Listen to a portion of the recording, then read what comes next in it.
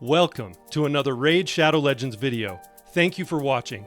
I'm Wood, and in this series we're comparing two accounts that we started on the same day, at the same time, played the same way by a lovable knucklehead, with one major difference.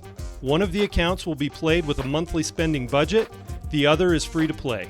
Let's take a look at our progress.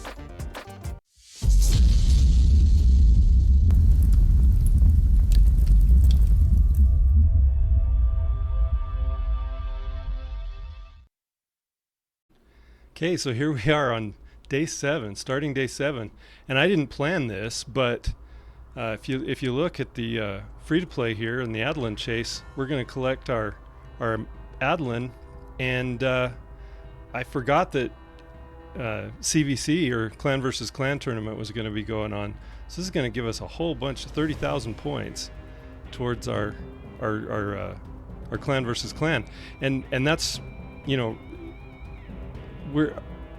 our clan isn't in a very high bracket. This will be some good rewards also for that. Man, really nice. So Clan versus Clan has been good to us. I'll show you here on the free to play where we are. I'll get that later. I'll show you here on the free to play where we are. See, we're going up against a pretty inactive clan, and you can see here there's only a few of us that have scored any points. But my budget account is about to score all those same points that the free-to-play just did, because we're going to collect our Adeline on that one too. So really nice. Really nice. So that's been really good. Like I said, I didn't plan that, but that gives us 30,000 points, and these are really good rewards. So excellent. Yeah, and then in the Clan versus Clan, I'll show you on the clan rewards. See these 3-star chickens that really good. And then also we had some promo codes today too. I entered promo code yesterday, and what was it? Yearly gift, YEARLYGIFT, and that code is still working. You can find that one on hellhades.com also. And another promo code came out today after I had entered that one, so that one will be entering tomorrow. But that one is rating Reddit 200K, and so I'll put both of those up on the screen here so that you can copy them in if you haven't put those in yet, and hopefully by the time you watch this, hopefully they'll all still be working. So yeah, it's been really fun. These rewards that we've gotten from Clan versus Clan, you see all the energy and brews and these potions, XP days, the clan coins, all that stuff is really valuable in a early game account. See, we're only in tier 1, but most players, after a couple months of playing, this wouldn't be a very big reward, but they were huge for me today, especially on the budget account.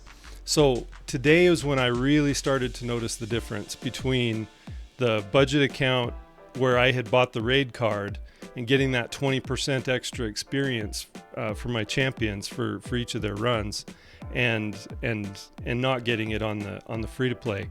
It turned into a big difference. Also, I almost don't want to admit to what I did, but it was kind of fun, so I'm going to admit it. I'm going to tell you what happened. Please don't judge me. So I opened one shard. I know I promised I wasn't going to open any more shards. But I opened one shard on each account, and I'll play that footage for you right now. Because of a daily advanced quest, I decided to open one void shard on each account, because I didn't have a void champion on either account, and to get one you have to open a void shard. So I opened one for each, and I got a Padma on my free-to-play account, which is crazy. Padma is such a good champion. incredibly good for so many places in the game because of her decrease attack, which is very reliable. If she has a 100% crit rate, it will land on all of the enemies. And then she also has a decreased accuracy, which is a big version on AoE. And then she also has a strip buffs and a steal buffs, basically. It's such a really good kit, especially for early game. She'll help so much in Ice Golem and Eternal Dragon and in so many places that you can use her. And so I will be building her definitely on the free-to-play. So then I opened a Void Shard also, going for Siphi on the progressive chance, but probably not getting her. And what do we get? We get a rare. And it's not one of the best rares. It's a Ripper Fist. Ripper Fist has a decreased... Look at all those books. Ripper Fist has a decreased attack on his A1 and a heal reduction on his A2 that depends on how much HP he has. And then he also has a weird passive that I can't even remember what it does now that I'm talking about it, but it reduces the cooldown though of his A2. Oh yeah, it's decreases the cooldown after he places a decreased attack. Anyway, so open shards, not proud of it, but it turned out great for the free to play account and it accomplished the goal for the pay to win. I'm sorry. Please don't judge me. But it really turned out because Padma is so huge. She's huge for early. Padma's another one that I didn't get. I think I was playing for at least 2 years before I got her on my main account, and so by that time I didn't really need her, but I still use her on my main account. I used her in the Lunar Archon a couple months ago. I can't remember which rotation it was, but her skill, that decreased attack on the A1, which is it's 100% chance if she has a critical hit, and because she's void, she always hits critical, and unless you get a 3% resist, it always goes on, and it's AoE, really nice. I just really like that skill. I use her on Eternal Dragon and I put counterattack accessories on her. I can see, especially early game, she'd be huge for Ice Golem, or for Dragon if you're having trouble surviving in some of the later stages, or just anywhere you need decreased attack. And decreased attack is a huge debuff that you can put on your enemies. And so yeah, she's going to become a huge priority for me for this account. The free-to-play just keeps having the luck, and it's pretty cool. But the underrated part of her kit, I think, this AoE puts the decreased accuracy on, and it's a good, it's the big version of after you have her ascended. It's a good decreased accuracy. But this skill, this A3 that she has, this was crucial for me when I used her in the Lunar Archon in the Cursed City. Attacks one enemy, removes all buffs from the target, and then places them on this champion. So it's a buff steal that she has on a 4. It's actually on a 3-turn. Yeah, it's on a 3-turn cooldown. And it's a huge help with Amius, because what happens is on one of the rotations of his skills, and he's a confusing boss, but one of the rotations of his skills, you kind of have to have decreased attack on him, and then he turns it into increased attack when he changes form, and so that he won't do his heal as his first skill, his A2. You want him to do his A3 first. Well, if you have decreased attack on him, but then he turns that into an increased attack, well then she can come in and steal that away, and it puts the increased attack back on her when he's in his base form. It's really good, and I that was one that I don't know if anybody else did that, but that was one I came up with on my own, and it worked out really well. I don't really like that boss when we have to face him, but I've been able to beat him each rotation, and so it's been nice. But she was crucial in that one rotation where we were able to use Demon Spawn. And so that was really good, and I'm really excited that we have her. We also and we have Stagnite, and now we've got Adeline, and I'm just about to pull my Ethel up to rank her up to a 6-star. We've got our 3, 4, 5-star chickens there, and just about to make another 5-star chicken. But on the budget account, I'll show you here. We actually got our Ethel up to 6-star. And now for the moment I've been grinding away for on both accounts, but on this occasion, the budget account was the first to have 5-star chickens made to be able to upgrade my rank of my Ethel, my starter champion, to rank 6. So there she is, got 1,000 points for the clan versus clan for that. So really excited about having that accomplished and on to bigger and better things. So we got the Ethel up to 6-star on the budget account.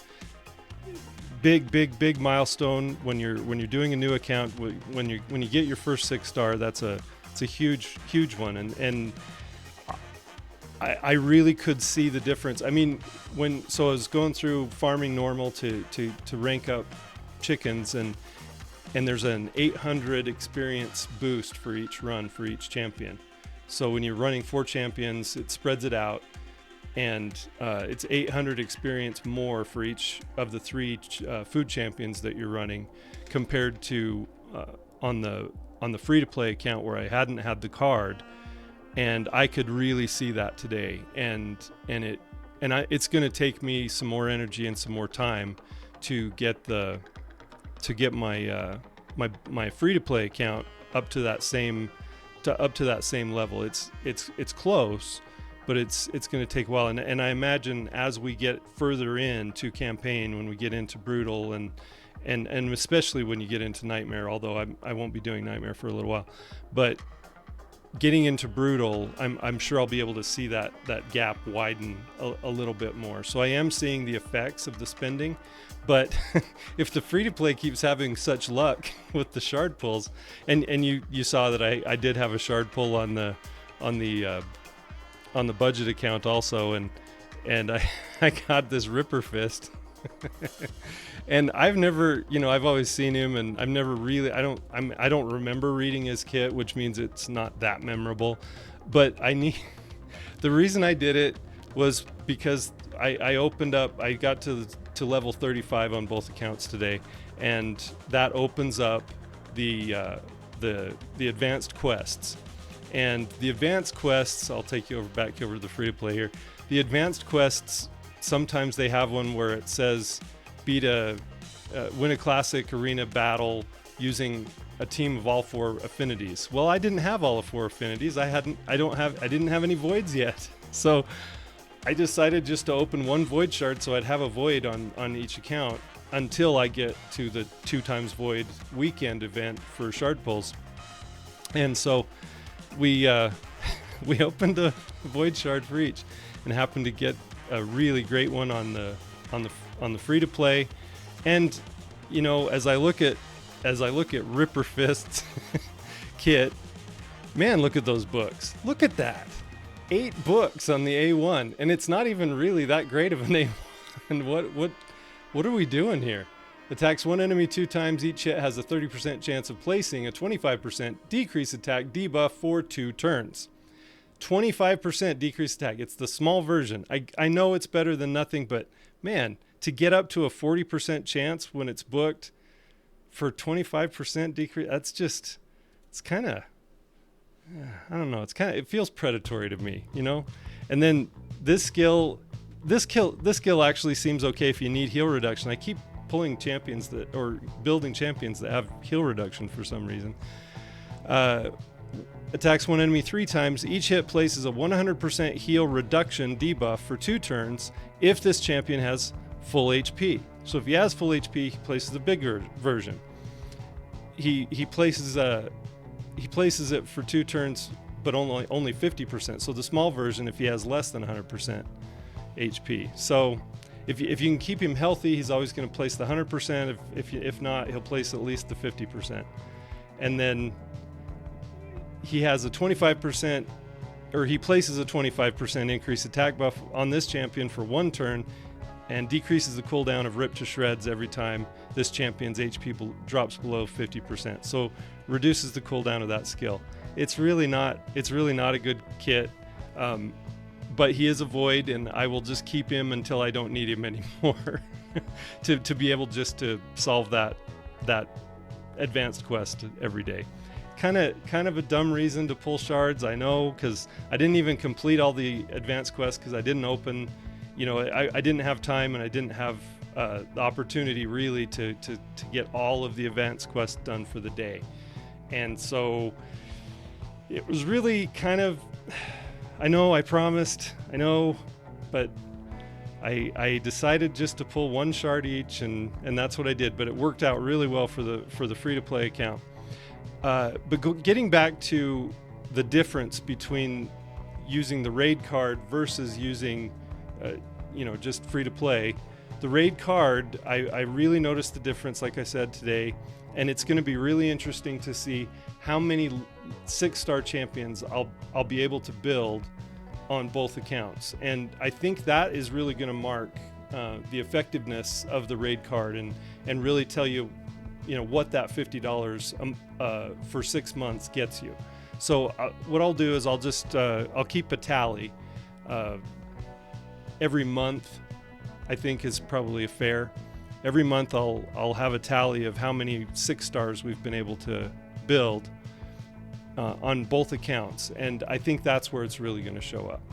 And then silver also, I don't think the silver has overcome the RNG of ranking up gear yet, but I think eventually that's going to show up also when I start struggling with silver on the free to play, and I will struggle with silver on the budget account also.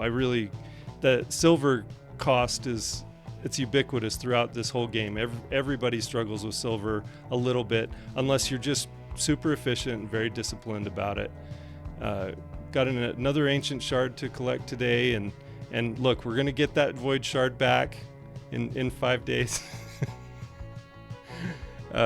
So I feel guilty. I feel really guilty. I'm sorry, but I did it, and I'm at least owning up to it, and that makes it somehow, in my mind, that excuses me a little bit, right? Where the Atlan Chase gave the perception gear the first week, it only gave it to me on the budget account. I'm only going to start getting that perception gear on the free-to-play tomorrow, on day 8. So it's a weird flip-flop that it did. I don't know why it did that flip-flop, but I'll take you back onto the free-to-play here. See, on the free-to-play, it gave me the bottom row first for some reason, but it still gave me Atlan on the 7th day. And then now I'm going to start getting the perception gear for the free-to-play. But on the budget account, now we're going to start getting these other rewards, but we've already got the perception gear. But the thing that I really noticed, starting account during a time like this where there's a 7-day login, not getting that lifesteal gear that you normally get when you start a new account, I think it really has hurt progress a little bit. I was interested to see at the beginning if that would hurt our progress or not, and I really think it has. I hope the lifesteal gear shows up. They said it would. That they said that the regular login champions are going to start kicking in after this is over, and I really hope that starts. Hopefully they'll run those concurrently starting tomorrow. So check back in with me on my video tomorrow if you watch this today, and just see if that happens, because that was one of the things I was kind of concerned about, and I think it has stifled our progress just a little bit, because I can tell my Ethel in certain levels of campaign that I haven't been able to 3-star yet. I could tell that if she just was able to get a little bit of lifesteal back, or of health back on that lifesteal gear, I think maybe she would have survived some of those. And the lifesteal gear, because it gives you 6 pieces, you can build, and the lifesteal gear at the beginning of an account also, what the substats are all the same. The rolls aren't always the same. When you roll the gear, the when it levels up a certain substat, it's not always the same substats, but the main stats are always the same. And so you get the speed boots, you get the attack chest, and I think if unless I'm wrong, I think you get the crit rate gloves, and it's huge. It's huge for a new account, and I've missed it. All the other new accounts that I've started before in the past, I've had that, and I've noticed a difference. Now the perception gear is really nice. I didn't get good main stats or substats on some of this perception gear. So while in theory the perception gear is more important later in the account, I think for beginning the lifesteal would have been better. And the idea with the lifesteal gear, because you get 6 pieces, it's a full set of lifesteal gear plus half of another set. So if you run some dragon, you can get another set of lifesteal gear built on another one of your champions also. Lifesteal is helpful in everywhere. Well, at early game it's helpful pretty much everywhere because the fights go on long enough. You can't hit hard enough to just nuke down, enemies. And the clan boss, the lifesteal is really helpful also, especially once you get War Master mastery on your champions. Although I think I went with maybe a controversial decision here on my mastery tree with Athel. I did buy the masteries for Athel a couple of days ago on both accounts with 800 gems, and I did go ahead and go with Helm Smasher on her because she's going to be my campaign farmer, and I want to get through campaign, and I may switch it. You get one. You can reset for free the first time you reset. So I think if it's hurting me in clan boss, I'll go back to the War Master as long as I'm able to do campaign. If it looks like I'm going to be able to do enough damage in campaign to be able to keep campaign farming with her, then I may switch it to War Master if it's not necessary for me to have the Helm Smasher. But because she's also my arena nuker, the arena medals and everything are important also. So I decided to go with Helm Smasher. I wouldn't normally do that with the champion that I'm using in Clan Boss because Clan Boss doesn't have a ton of defense to ignore anyway. And so I know I'm supposed to be focused on Clan Boss here, but I did go with Helm Smasher. It'll help a little with her damage in Clan Boss, but it won't be nearly as helpful as War Master would have been. So it's not going to help me in Clan Boss very much at all, but I think it's going to help me everywhere else that I'm going to be using her, and hopefully I'll be able to have somebody in Clan Boss soon to replace her because she's not really an ideal Clan Boss damage dealer anyway. So that's I'm kind of taking a gamble on that one also. But that's the philosophy I'm going to use on both accounts, just to make it a fair test between the two. That's really all I was going to talk about today. That we made some big progress. I'm pretty excited about it. Clan versus clan is going pretty well, as you could see. And I'll talk to you guys tomorrow. I really appreciate you watching. I appreciate you all. Thank you.